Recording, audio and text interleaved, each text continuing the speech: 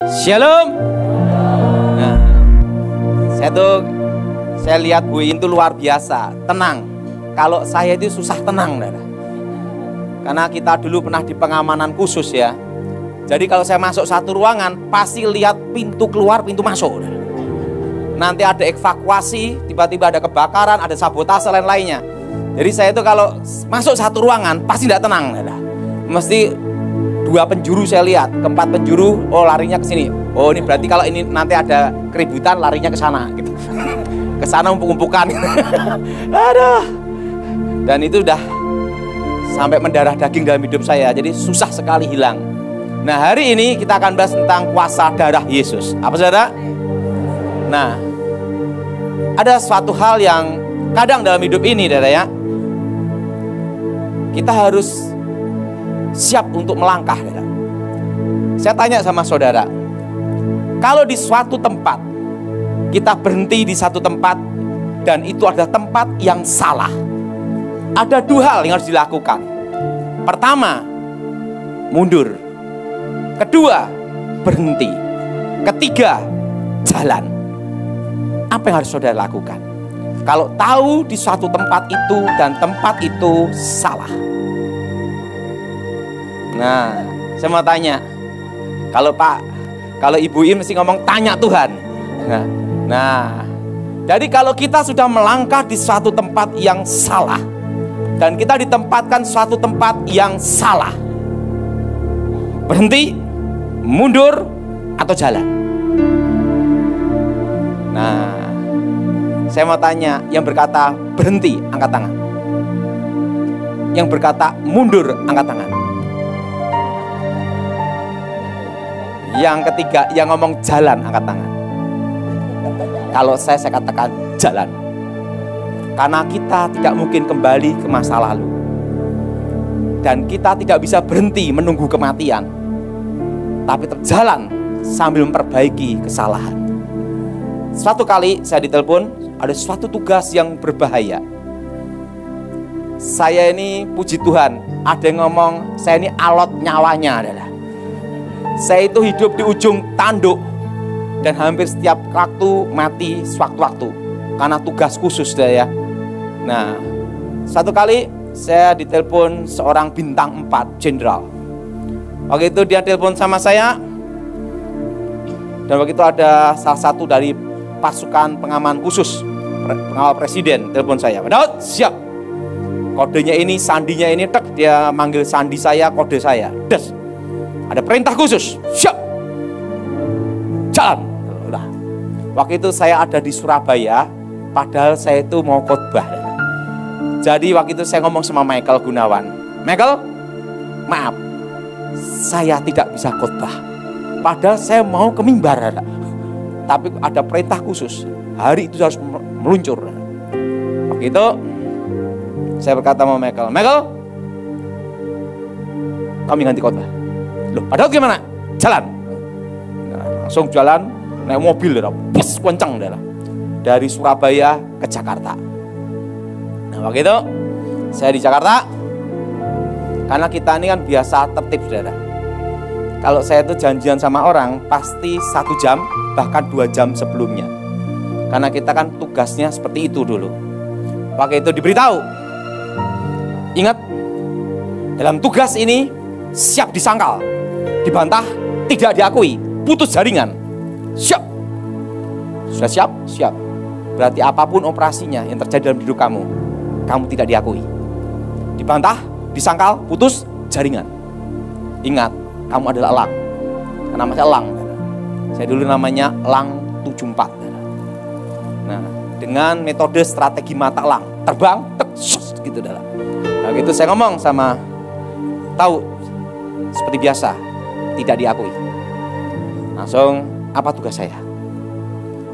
Anda memimpin operasi untuk pengamanan khusus sampai di satu tempat di luar Pulau Jawa. Waktu itu saya dapat informasi 4 lokasi dikepung. Saya ditanya sama jenderal, berangkat atau tidak? Dalam hidup saya, kalau saya sudah ada di situ, saya tidak bisa berhenti. harus saya berjalan. Walaupun saya tahu, sekalipun salah, harus bisa memperbaiki kalau sudah mati, udah tidak bisa. Gitulah. Oke, itu langsung diberitahu briefingnya ini Pak Daud. Nah, tunjukin briefingnya. Kita rencana pesawat jam 1 naik pesawat ini dari Bandara Soekarno-Hatta dan jam sekian. Des. Nah, di dalam tugas pengamanan khusus, saya itu selalu tidak percaya yang namanya briefing. Karena semua briefing pasti bocor, pasti ada pengkhianat. Nah, waktu itu saya selalu membuat strategi. Strategi itu mendadak dan di luar buku. Waktu itu langsung, lokasi di mana? Ada di Sumatera. Tempat yang dikepung, oke. Langsung saya ngomong sama jenderal. Jenderal,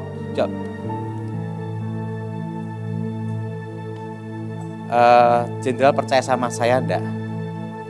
Percaya. Karena percaya sama kamu saya panggil di sini. Saya berdoa dulu, darah Yesus sucikan tubuh jiwa rohku. Artinya apa? Tuhan, kalau aku mati dalam tugas ini, sudah Engkau sucikan dengan darah Yesus. Jadi kita harus siap-siap dulu. Karena kita semua pasti ada celah dosa. Kita semua pasti ada namanya dosa. Betul? Betul? Jadi ibaratnya kalau saya mati sudah disucikan dulu. Saya doa, darah Yesus sucikan tubuh jiwa rohku. Artinya saya sudah siap untuk mati. Perlu kita tahu, orang yang takut mati malah datang duluan matinya. Dah, waktu itu Jenderal, izin saya mau minta khusus bicara sama Jenderal untuk briefingnya ini. Ngomong gini, Daud, berangkat atau tidak? Sekarang kamu yang jadi hantunya, kan pasukan siluman. Kamu jadi hantunya, berangkat atau tidak operasi ini? Jenderal, siapkan pesawat yang lain, pesawat jet, satu tempat. Nah, kamu gimana Daud? Berangkat jam berapa? Berangkat jam berapa? Nanti jenderal percaya sama saya, jam berapa harus berangkat. Ini pesawat yang direncanakan jam 1. Berangkat jam berapa? Nanti saya akan beritahu kapan harus berangkat atau tidak dalam operasi ini. Kalau gitu, mainkan. Kalau dalam komando itu mainkan, artinya siap untuk bermain. Nah, waktu itu jam 1, jam 2, pengawal-pengawal semua pada bingung, berangkat atau tidak. Betul? Betul? Gelisah semua ini. Ini pasukan pengaman semua bingung, berangkat atau tidak. Pada waktu mereka ragu berangkat atau tidak, langsung saya jam 2 ngomong sama jenderal. Jenderal, protokol elang jalankan, maju. Langsung maju, langsung naik mobil, genjot. Pengawalnya bingung semua. Berangkat menuju jet, jalan. Saya berkata, siapapun penghalang, tabrak. Hukum nomor 2, nomor 1, selamatkan target. Gitu. Langsung jalan, bus langsung mobil, semua bingung nututin ini dah. Langsung, nah begitu masuk ke lokasi, wah dikepung nih. Langsung kata, Jenderal, pakai masker, pakai topi, bagaimana Daud? Masuk di tengah mereka. Ingat, semua pengawal bubar. Namanya penyusupan. Syep, masuk. Dek. Jadi yang di demo sebenarnya ada di tengah-tengah mereka. Di samping mereka saya berdoa, darah Yesus sucikan tubuh jiwa rohku. Artinya apa? Tuhan, kalau aku mati hari ini, aku ketemu Engkau, bukan ketemu setan. Langsung masuk, syup. Langsung pesawat jet, set, masuk jet gitu. Langsung jet. Langsung saya hormat. Yang jenderal langsung orasi ini pidato duduk dalam pesawat. Setelah itu langsung ke lokasi selamat. Waktu itu sampai tujuan selamat. Jenderal, waktu pidato saya akan ada jarak 5 meter. Begitu ada sesuatu yang mencurigakan, saya akan sikap dulu. Padahal saya itu dalam tugas. Seumur hidup saya itu satu-satunya yang tidak pernah bawa senjata api. Hanya modal satu, Tuhan dan nekat. Sampai tujuan, pulang pergi selamat. Setelah selamat, Jenderal berkata gini, Daud, kamu udah resign sejak 2014. Mau enggak kamu kerja lagi? Saya pikir gini, kalau kerja lagi, saya udah mengalami sesuatu yang pahit dalam hidup saya. Kenapa saudara? Saya masih ingat, saya itu nikah baru seminggu 2 minggu, langsung jalankan tugas. 10 tahun saudara. Lumayan enggak saudara? Berapa lama saudara? 10 tahun. Kira-kira 4 tahun istri saya itu tidak tahu siapa saya sebenarnya. Tugasnya apa? Terus terang, waktu itu istri saya terkadang, ini suamiku ini kerja apa gitu loh. Dia bingung, selama 4 tahun dia tidak tahu saya ini kerja apa. Taunya pelayanan, taunya apa, enggak tahu saudara. 4 tahun, tapi kok tiba-tiba pergi menghilang. Dan saya hanya datang ke rumah, hanya nengok istri sama anak, mati atau hidup. Mati atau hidup, oh hidup, langsung jalan. Nah, 4 tahun, tiba-tiba Jenderal Pramono Edi Wibowo, adiknya Ibu Ani berkata gini, Daud, istrimu tidak tahu kalau kamu itu adalah Secret Service. Enggak tahu. Kamu memegang janji itu? Iya. Kasihan dia. Panggil dia. Saya akan perkenalkan siapa kamu sebenarnya. Masa seorang istri enggak tahu siapa suaminya? Langsung dipanggil ke Cikias. Nah, langsung Jenderal Pramono Edi berkata, tenang aja. Suami kamu itu aman. Kenapa aman? Karena timnya laki semua. Jadi saya hanya ketemu 2 perempuan. Pertama Ibu Ani Yudhoyono, kedua Ibu Kiki Gayatri, istrinya Pak Edi. Dan timnya semua laki semua. Terus saya diberitahu, suamimu aman. Kenapa aman? Karena dia di sini temennya laki semua, makan minum laki semua, dan bukan homo. 4 tahun istri saya kaget. Berarti suami saya adalah Secret Service, tugas khusus. Nah, dan tugas saya kan banyak selama 10 tahun. Nah, setelah 4 tahun itu dia tahu siapa saya. Sejak itu dia tidak pernah menanyakan saya mau apa, karena itu rahasia negara semua. Tapi dari situ saya melihat satu hal. Ingat, 10 tahun itu saudara, saya baru mengerti. Tahu enggak saudara, tim saya yang masih hidup hanya tinggal 2. Ketiga termasuk saya yang masih hidup. Yang lainnya meninggal dan gugur dalam tugas. Suatu kali anak saya ngomong, Papi, saya ingin kayak Papi. Enggak boleh. Kenapa? Saya beritahu. Tim Papi yang masih hidup hanya tinggal 2. Yang lain gimana? Meninggal dan gugur dalam tugas. Yang jadi pertanyaan, Papi belum siap kehilangan kamu. Karena apa? Udah tugas. Beda dengan latihan. Nah, saudara yang kasih dalam Tuhan, hari ini kita akan bahas tentang darah Yesus. Apa saudara? Nah, kalau di tempat Bu ini saya selalu melihat malaikat 2 di sini. Sama pada waktu saya tempat Ibu Nani ya. Karena jarang gereja itu ada malaikatnya, saudara. Pernah ada gereja ada setannya ada. Pernah itu. Jadi belum tentu gereja itu ada malaikatnya, ada setannya juga ada. Itu saya kan pernah ada 3 kali gereja ada setannya. Jadi kalau waktu kebaktian di haleluya ketemu Tuhan, ke toilet ketemu setan. Mari kita buka Alkitab kita dalam kitab Wahyu pasal 12 ayat 11 sampai dengan 12. Kitab Wahyu pasal 12 ayat 11 sampai dengan 12.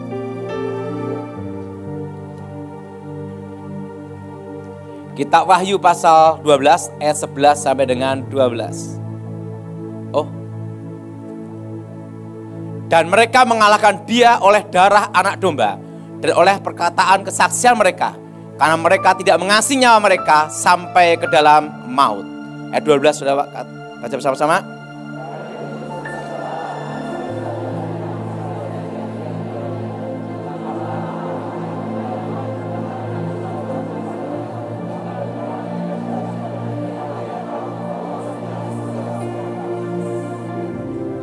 Dengan kasih Tuhan dikatakan bahwa mereka orang percaya mengalahkan iblis. Dia ini adalah iblis dengan darah anak domba. Dengan apa saudara? Darah bicara tentang nyawa. Nyawa bicara tentang kehidupan. Artinya kalau kita berdoa dengan darah Yesus adalah kehidupan dan nyawa Yesus sendiri. Darah Yesus menyucikan kita. Darah Yesus membebaskan kita. Tapi darah Yesus pula yang mengalahkan iblis. Saya belajar tentang kuasa darah Yesus pada waktu saya sekolah Alkitab. Saya masih ingat kelas 1 saya sekolah Alkitab, saya dikirim ke satu tempat. Dan di tempat itu tidak seperti yang saya duga. Anak-anak sekolah Alkitab sekarang beda dengan dulu, saudara. Beda sekali. Kenapa? Kalau dulu itu, saudara, tanya dulu, siapa yang merasa diberi tugas Tuhan? Sumatera, langsung angkat tangan. Kalimantan, angkat tangan. Papua, angkat tangan. Mereka yang angkat tangan, sang rektor yang ngomong, sesuai imanmu, berangkatlah, tapi tidak dikasih uang. Berangkat semua, tidak ada uang. Itu waktu saya sekolah Alkitab. Waktu itu saya dikirim, saya dikasih mama saya 100.000 rupiah, saya masih ingat. Atau dikasih 100.000 rupiah itu, saya ngomong sama mama, saya beli tiket pulang pergi. Saya dikirim ke Kalimantan Barat, naik kapal Binaya, saya masih ingat. Nah, dan doa yang diajarkan pendeta ke saya, pertama kali bertobat, darah Yesus sucikan tubuh jiwa rohku, darah Yesus bentengi aku. Saya hanya hafal doa itu saja, saudara. Nah, waktu itu saudara, saya naik kapal Binaya, nggak taunya masuk kapal barang. Nah, di situ ada yang bawa kebo, sapi, ayam, bebek di situ, saudara. Hampir 2 hari 1 malam. Saya tidur sama hewan-hewan itu bersama kotorannya, adalah karena itu kan kok barang semua, adalah. Tiba-tiba waktu ini himpit-himpitan, ada pendeta tuak berdarah sininya karena desak-desaan. Tiba-tiba Tuhan bicara sama saya, Daud, ada apa Tuhan? Berikan uangmu semua ke dia. Menurut saudara gimana? Berat enggak, saudara? Uang 100.000, kita ada ke Kalimantan, nanti saya hidup gimana? Gimana saya akan menjalani selama di sana? Betul? Saya ngomong sama Tuhan, Tuhan, biarlah pendetanya 25.000, saya 75.000. Kan gini, iman harus ada logika juga. Jangan, kalau tidak ada logika namanya blow on. Tuhan berkata, tidak. Gini aja Tuhan, dia 50.000, saya 50.000. Karena satu-satunya uang yang saya pegang itu 100.000. Tuhan berkata, tidak. Gini Tuhan, pendeta ini 75.000, saya 25.000. Tuhan berkata, tidak. Ini terakhir dah Tuhan. Saya 10.000 rupiah Dia 90.000. Ibaratnya saya perpuluhan. Waktu itu Tuhan berkata apa? Baiklah. Uang 90.000 saya kasihkan pendetanya. Pendeta ngomong haleluya. Saya yang senep saudara. Kenapa senep? Saya mikir, walaupun berat hati saya. Ingat saudara, teori itu mudah. Tapi waktu engkau praktek itu susah sekali saudara. Karena kita tidak tahu yang akan terjadi itu gimana. Betul? Betul? Betul? Dan itu uang satu-satunya saya. Pendetanya doain saya, diberkati gini-gini. Saya begini, apakah aku bisa hidup dengan uang 10.000? Di luar pulau, jauh dari keluarga, dan tidak kenal siapapun di situ. Saya dijemput, naik truk, itu saya masih ingat, naik truk sama angkot. Saya kira saya dikirim ada di Singkawang. Tidak taunya saya dikirim di pedalaman. Di tempat di mana di situ saudara masih ada orang makan orang. Kan di sana ada namanya budaya kayo, penggal kepala. Itu tentang Injil masuk sana adalah. Itu penggal kepala adalah. Lah saya dikirim di situ saudara. Waktu itu 10.000 aja saudara. Waktu itu saya jalan satu malam di situ. Udah capek, saya doa. Saya ada minyak, ini gunanya minyak urapan saudara. Saya berdoa, darah Yesus sucikan minyak ini. Menjadi minyak yang kudus, menjadi benteng yang kudus. Untuk mengalahkan iblis, menghancurkan kegelapan. Berkati minyak ini, sucikan darah Yesus. Menjadi meterai Roh Kudus. Nah setelah itu saya oleskan minyak itu di pintu-pintu dan jendela. Tiba-tiba ada mando terbang. Peng! Terbang. Waktu itu saya doa. Saya tidur. Dan tidur saya ininya ini adalah itu pakai rangsel. Karena kita betul-betul ya miskin bener. Saya tidur pakai rangsel gini, saya buka mata. Karena kan saya kalau ada santet rasa adalah. Karena bekas tukang santetnya kan adalah. Tahu ya, bekas setan kan tahu setan adalah. Dek, saya lihat mandonya terbang. Peng. Saya lihat minyak-minyak yang saya oleskan itu berubah jadi api semua. Jadi mandonya gini tak, nggak bisa masuk. Nah, saya doa darah Yesus sucikan tubuh jiwa rohku. Kenapa saya doa darah Yesus sucikan tubuh jiwa rohku? Karena kita pasti ada dosa. Pasti kita ada celah dosa. Siapapun orang yang ngakunya suci atau pendeta hebat apapun, pasti ada dosa. Betul? Betul? Nah, waktu saya doa, darah Yesus sucikan tubuh jiwa rohku. Darah Yesus bentengi aku. Nah, setelah itu saya doa, demi Yesus keluar. Mandonya jatuh, keluar. Paginya kebaktian, saya masih ingat darah. Tempatnya itu ada di reot-reot kayak kayu-kayu itu.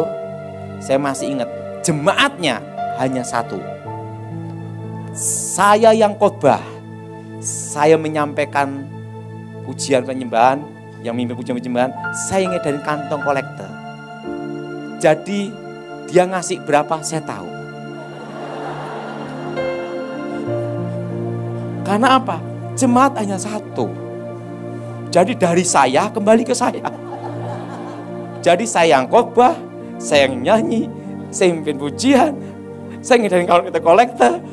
Dari doa awal sampai doa penutup. Jemaat hanya satu. Udah.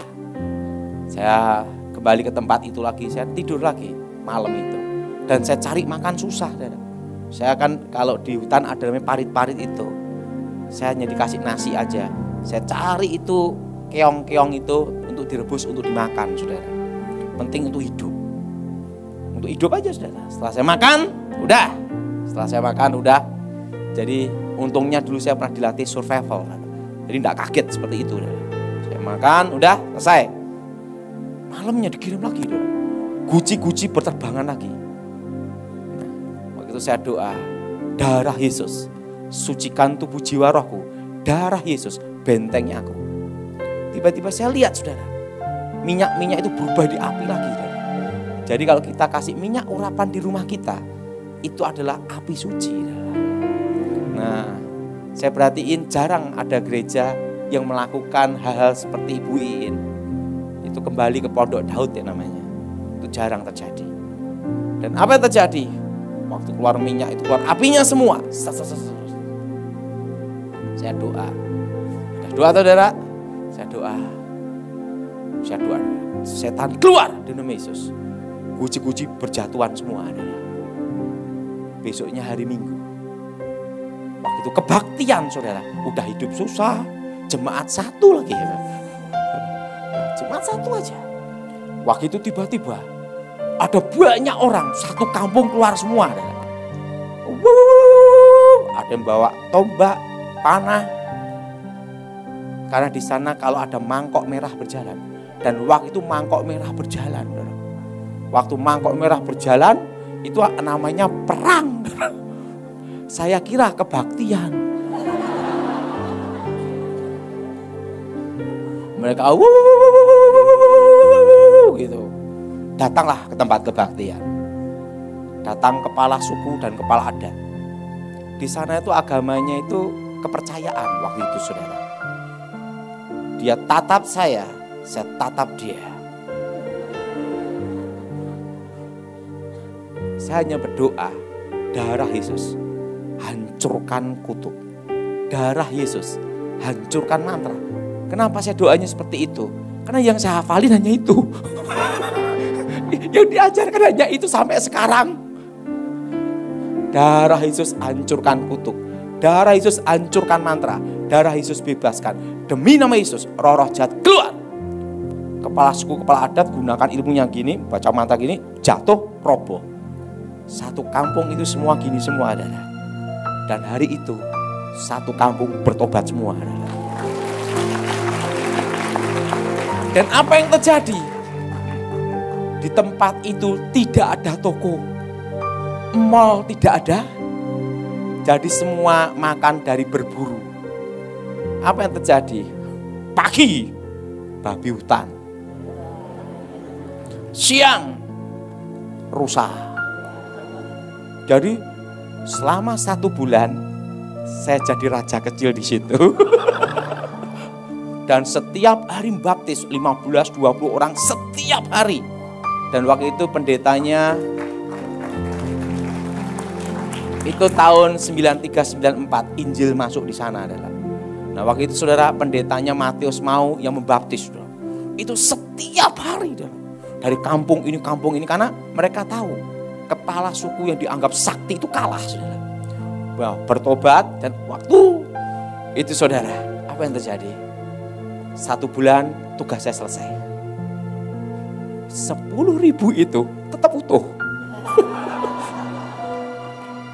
Kenapa utuh? Tuhan itu lebih tahu dari kita.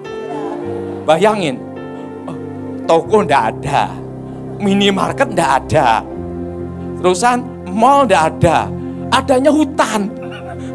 Kalau makan cari sendiri, pakis-pakis, keong-keong, itu tanaman-tanaman gitu, saudara. Nah, kan rumahnya masih di atas pohon semua ada waktu itu, saudara. Dan saya masih ingat itu 3 kampung bertobat dalam 1 bulan itu, saudara. Dari situ saya melihat satu hal, ada kuasa darah Yesus. Jadi minyak urapan itu ada gunanya, saudara. Amin. Jadi saudara jangan meremehkan atau menganggap biasa aja. Beda, itu ada kekuatannya. Tapi dari iman kembali ke iman. Nah, jadi saudara, pernah suatu kali, sudah pernah dengar kerusuhan Sampit? Perang Dayak Madura. Saya ke Pangkalan Bun. Pada waktu itu, kerusuhan terjadi. Di Sampit, perang Dayak Madura. Itu penggal kepala, jantung dimakan. Rusuh semua. Banyak orang-orang Madura lari ke Pangkalan Bun. Karena Pangkalan Bun itu adalah pelabuhan. Nah, banyak yang lari ke sana. Di situ Pansus Dayak, pemimpinnya juga ada, nyerbu untuk ke Pangkalan Bun. Nah, di situ diadakan KKR. Mantan dukun santet. Nah, mereka kan sudah siap untuk perang, untuk ke Madura.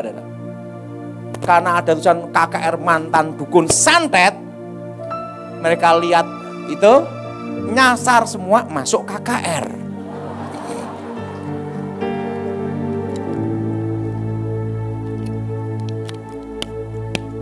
Saya beritahu pada saudara,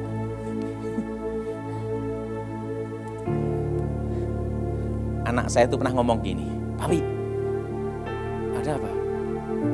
Terus terang, saya ini bukan pendeta, tapi orang manggil saya pendeta. Tapi ada orang ngaku pendeta, ditangkap polisi karena pendeta gadungan. Terusan dia ngomong, Papi itu penyamarannya hebat. Kenapa? Papi bukan pendeta, tapi dipanggil pendeta. Tapi kalau teman-teman Papi di pemerintahan, di militer, tidak percaya Papi pendeta. Karena tahu siapa Papi. Secret Service, tahu. Pengawal khusus, pengawal rahasia. Nah, terusan, gimana Papi bisa mereka manggil pendeta? Tidak tahu juga saya. Wong saya tidak pernah merasa jadi pendeta. Tidak pernah dilantik, tidak pernah ditasbiskan, dan tidak pernah direkomendasi. Nah, begitu. Saya masih ingat, KKR, mantan dukun santet, ditulis pendeta. Wah, saya kaget. Kapan gua dilantik? Ada lagi, DR Dautoni. Loh, kapan gua lulus kuliah? Oh, saya aja SMA aja lulus karena belas kasihan. Setingkat SMA masuk Alkitab. Kamu dokter lagi. Duh, apa yang terjadi? Wah, ketua panitia maju. Nah, dikira ketua panitianya itu saya. Karena kelihatannya wajahnya dukun gitu dah. Langsung ini baca mantra,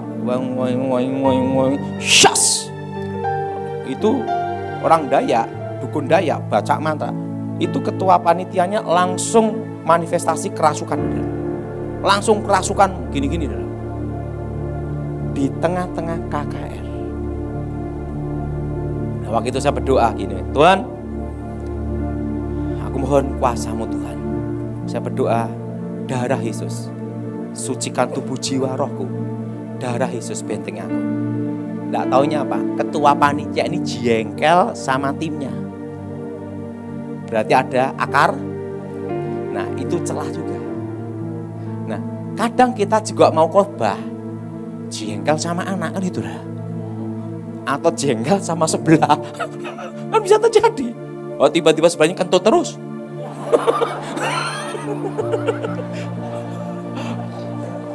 Betul? Bisa terjadi. Betul? Betul? Mau khotbah susah konsentrasi. Kenapa? Mabok kentut, betul enggak? Betul? Nah, doa dulu. Kita semua pasti ada celah. Siapa yang setuju angkat tangan? Kita semua pasti ada celah. Saya doa gini. Darah Yesus, sucikan tubuh jiwa rohku. Darah Yesus, bentengi aku. Bebaskan aku dari yang jahat. Dari saya bertobat sampai sekarang, doanya hanya itu aja.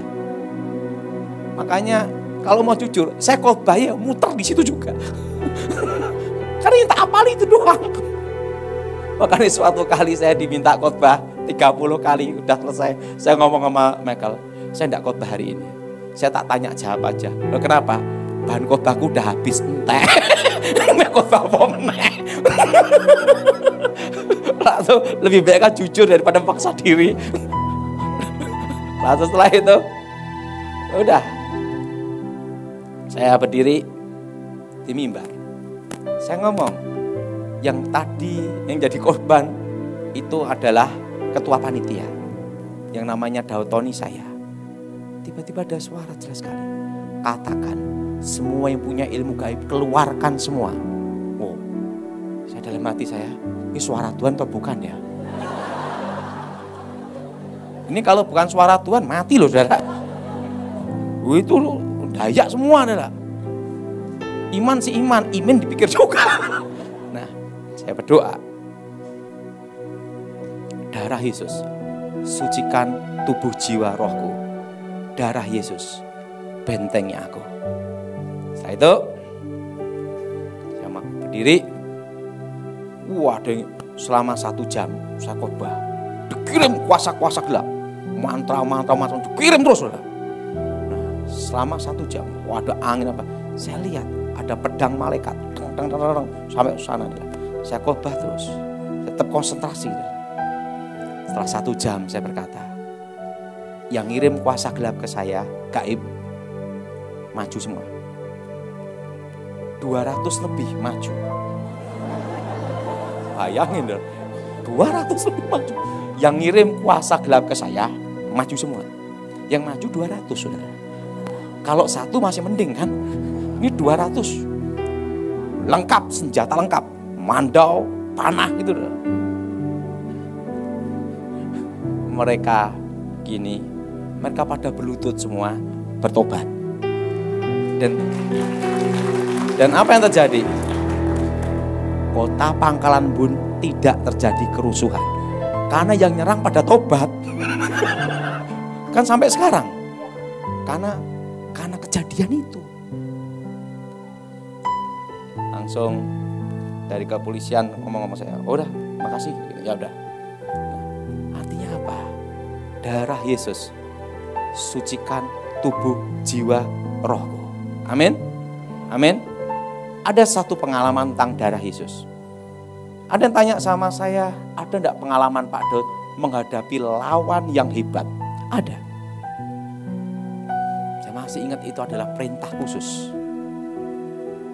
Suatu kali saya dipanggil sama jenderal, dia ngomong gini, Daud siap. Ibu panggil Bapak. Izin, jenderal, ada perintah. Perintahnya ini. Oke. Perintahnya ini. Tes. Ada perintah rahasia. Des. Kan kalau perintah gitu kan tidak tertulis, tidak boleh lewat HP, lisan semua. Nah, sebelum masuk semua disteril. Ada enggak penyadap? Kan gitu. Semua kan harus steril benar. Nah, begitu masuk. Langsung saya dipanggil. Saya lihat gini. Lihat rumah, dalam rumah. Terus lihat gimana Daud? Izin, Ibu, ini ada yang ngirim ilmu santet. Santetnya dari mana? Dari India. Kekuatan gaibnya gimana?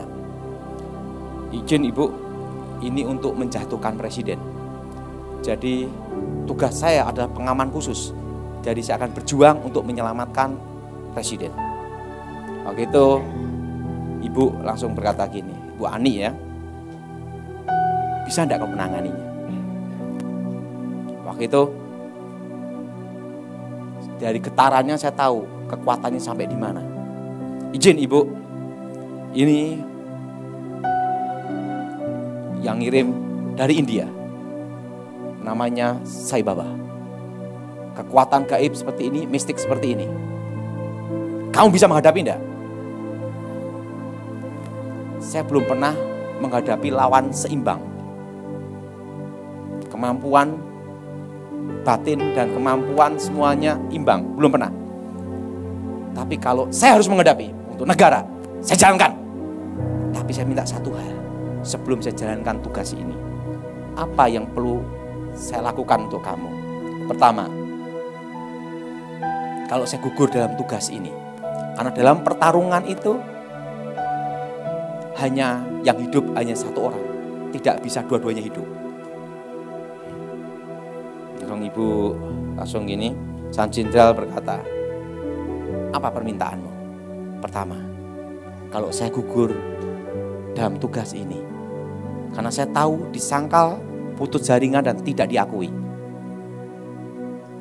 Apa permintaan kamu? Sekolahkan anak-anak saya kuliah sampai selesai. Langsung Jenderal berkata, bukan hanya kuliah, kerjaan juga saya jamin.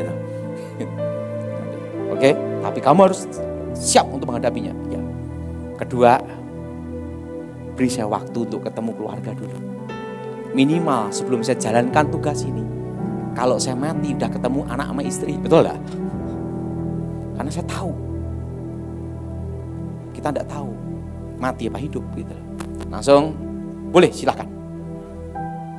Kamu bisa nangani berapa lama? 3 bulan.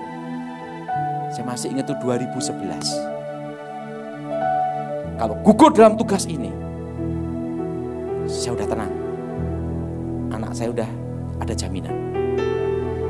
Langsung ibu langsung, baik, saya janji. Jenderal, saya percaya sama jenderal. 3 bulan, saya berangkat menemui keluarga dulu, baru saya ke titik lokasi. Oke, nanti dari sana, dari India, intelijen akan memberitahu. Posisi, kamu akan tahu. Posisi kamu di sini, sana di sana. Semua akan dicek. Cek semua, Dada. Jadi bukan hanya sekedar omongan doang, gitu. Tidak bisa. Kalau kita bicara sama kopral, beda sama jenderal, Dada. Nah, begitu, saya ada di satu tempat yang sudah disediakan. 3 bulan saya bertarung, Dada. Dan itu lawan terberat dalam hidup saya. Waktu itu saya berdoa gini, darah Yesus, sucikan tubuh Jero. Hanya doa itu aja, Dada. Dan darah Yesus, hancurkan mantra. Waktu doa di situ, Dada, ada ular-ular berdatangan, Saudara. Ular kobra, Dada. Berdatangan gitu di rumah itu, Saudara. Saya doa darah Yesus. Tiba-tiba ularnya hilang. Tiba-tiba datang satu sosok, Dada. Saya masih ingat itu, Saudara. Ininya ular bawa trisula gini. Nemuin saya. Pada waktu nemuin saya gini, saya masih ingat ada suatu ajaran dari kakek saya sebelum bertobat. Kalau penghalangmu dewa, tebaslah dewa. Siapapun penghalangmu, tebas sudah. Penghalangmu dewa, tebas dewa. Kalau penghalang dalam tugasmu itu, tebaslah. Waktu itu saya doa darah Yesus. Langsung santri sulanya diginikan. Itu kaca yang melindungi rumah itu hancur. Jadi kayak pasir. Untung bukan rumah saya. Masih ada untung. Nah, trisulanya itu kena di bagian kaki saya sini. Yang kaki saya sering sakit sini. Sini. Des. Nah, des. Kalau lawan saya mati, saya tahu. Tek, mati. Jenderal. Lawan selesai. Dicek. Langsung dicek. Udah mati. Selesai. Tugas semua. Nah, setelah tugas itu selesai. 2011. 2012, 2013 saya mikir. Kalau hidup saya seperti ini terus. Di atas langit pasti ada langit. Langsung saya pikir, saya mau berhenti aja. Berat, Saudara. Waktu itu saya berpikir, kalau saya tidak berhenti, wah repot ini. 2013 saya ambil keputusan berhenti. Nah, saya ngomong sama Tuhan, saya tidak bisa menebus kesalahan saya, tapi hanya bisa memperbaiki apa yang harus saya jalani. Betul? Dan waktu itu, makanya saya ditanya lagi, mau enggak kamu tugas lagi? Enggak. Nanti malah enggak bisa tidur sama sekali. Saya itu tidur hanya 4 jam. 4 jam, 5 jam karena kebiasaan. Pada waktu saya tugas dulu itu tidur hanya 3 jam. Setiap hari selama 10 tahun. Lumayan enggak, Saudara? 3 jam aja. Tapi gajian lumayan. 10 tahun. 10 tahun tidur hanya berapa? 3 jam. Dan ada satu himpun khusus. Langsung siap. Jadi saya setiap hari di samping himpun gitu. Makanya karena kebiasaan seperti itu, saya tidur apapun, telinga tetap dengar. Makanya saya ngomongin tidur nyenyak itu kayak apa, enggak tahu juga. Karena apa? Udah kebiasaan, langsung siap gitu. 10 tahun gitu terus. Nah, saya beritahu pada saudara. Waktu saya berdoa itu satu hal. Darah Yesus. Amin. Amin. Nah, mari kita berdoa. Angkat tanganmu saudara. Aku mohon kuasa Yesus bekerja. Nama Yeshua HaMashiach dimuliakan di tempat ini. Berkati firman-Mu, berkati kami semua. Bebaskan dari yang jahat, bebas dari kutuk. Kuasa Elohim bekerja. Kuasa Yahweh melalui kami semua. Nyatakan kuasa-Mu Tuhan dan nama-Mu dimuliakan. Demi nama Yeshua HaMashiach. Yang percaya katakan